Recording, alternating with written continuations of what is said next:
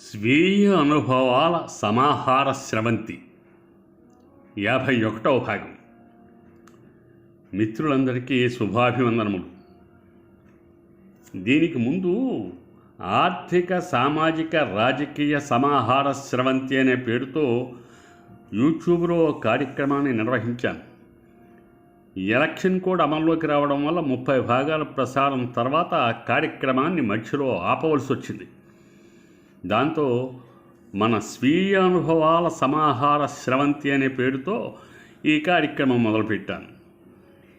ఏ కార్యక్రమం అయినా 52 భాగాలతో ముగించడం అలవాటు కనుక ఇది కూడా ఈ 51, 52 భాగాలతో ముగిస్తాను. ఈ 2 భాగాల్లో నాటకాలకు సంబంధించిన స్వీయ అనుభవాల్ని మాత్రమే చెబుతాను, గమనించగలరు. 1970వ దశకంలో నాటకరంగ ప్రవేశం చేశాను. శ్రీ మల్లాది సూర్యనారాయణ గారి సారథ్యంలో శ్రీమంతులు రచన కొడాల గోపాలరావు గారు అనుకుంటారు. పినిశెట్టి శ్రీరామూర్తి గారు రాసిన అన్నా చెల్లెలు వగైరా అనేక నాటకాలతో పాటు పినిశెట్టి గారే రాసిన పంజరంలో పక్షుల నాటకం 10 ప్రదర్శనలు ఇవ్వడం జరిగింది. అందులో ఓసారి ఎస్వి రంగారావు గారు, ఓసారి గుమ్మడి గారు నటించిన రిటైర్డ్ న్యాయమూర్తిగా నటించడం కోసం మద్రాసు నుంచి మల్లాది సత్యనారాయణ గారు వచ్చేవారు. అందులో నేను పినిశెట్టి గారు ఓసారి, అల్లు రామలింగయ్య గారు ఓసారి నటించిన ముఖ్య పాత్ర పరంధామయ్యగా నటించేవాడిని. ఇలా మల్లాది గారితో వివిధ నాటకాల్లో 300 ప్రదర్శనల దాకా నటించాను. మల్లాది గారు రాసిన నటశేఖర అనే నాటకంలో మేమిద్దరం కలిసి అత్తిలి నాటక పరిషత్తులో ప్రదర్శించాం. మరో సందర్భంలో అత్తిలి నాటక కళా పరిషత్తులో ఆర్వి చలంగారు రాసిన మాట తప్పకు నాటకంలో ఆర్వి చలంగారు నటించిన శంకర శాస్త్రి అనే ముఖ్య భూమికలో నేను నటించాను. నాటక పరిషత్తులో ప్రదర్శించడానికి ముందు ఓ సంఘటన జరిగింది. జవ్వాది రామారావు గారు నిడదవోలు దగ్గర ఓ ఊర్లో ఈ నాటక ప్రదర్శన ఏర్పాటు చేశారు.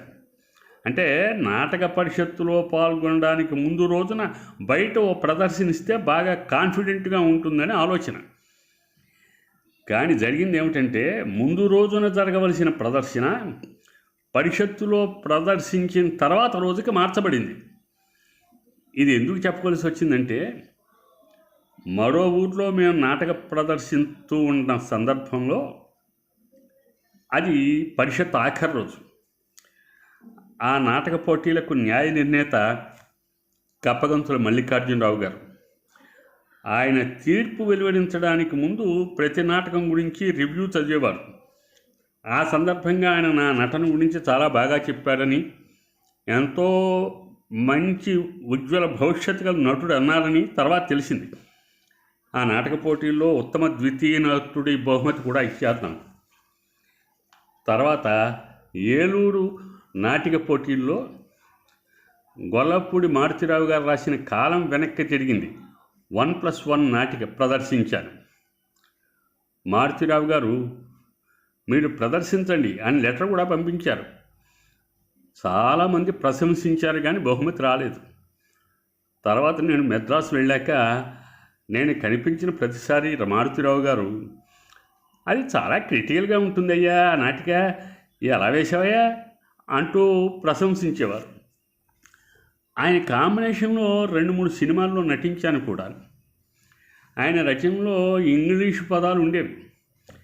ఆయన రాసిన ఓ డైలాగ్ ఈ నాటికలోది నాకు గుర్తుంది. మనసులో చీకటి గదులు లేనివాడి గొంతు కూడా సూటిగా నీటుగా ఉంటుందిరా అని ఆ నాటకంలో ఒకసారి రాశారు. అలాగే ఆర్వి చలంగారు రాసిన మాట తప్పకు నాటకంలో విభూతి రేఖలు, రుద్రాక్షమాలలు నిరాడంబర జీవితానికి, ప్రాపంచిక సౌఖ్య విముఖత్వానికి చిహ్నాలు కానీ జాత్యహంకారానికి చిహ్నాలు కావు. ఆ మాటలు నాకు ఇంకా గుర్తున్నాయి. చాలా సంవత్సరాల తర్వాత ఓసారి ఆర్వి చలంగారికి మద్రాసులో గౌరవ సత్కారం జరిగింది. నేను కూడా వెళ్ళాను. రావి కొండలరావు గారు, సాక్షి గారు ఆర్గనైజ్ చేశారు. ఆ సభలో చివరిగా ఆర్వి చలంగారు ఉపన్యసిస్తూ, నేను స్వతహాగా రచయితని కాదు, ఆ అవసరం కోసం రచయితనయ్యాను అన్నారు. ఎలా అయినా ఎందుకోసం అయినా ఆయన గొప్ప నాటక రచయితే. అది ఆయన ఇతర రచనలు చూస్తే కూడా మనకు తెలుస్తుంది.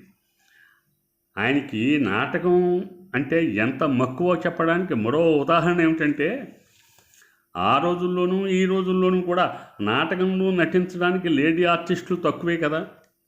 మరి ఆయన ఇతర రాష్ట్రంలో ఉండి నాటకం తయారు చేయడానికి మహిళా క్యారెక్టర్ల కోసం ఎక్కడ తిరుగుతాడు?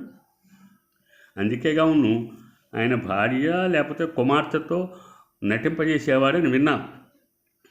నాటకం పట్ల ఆయనకున్న ఆరాధనాభావం అంత గొప్పది.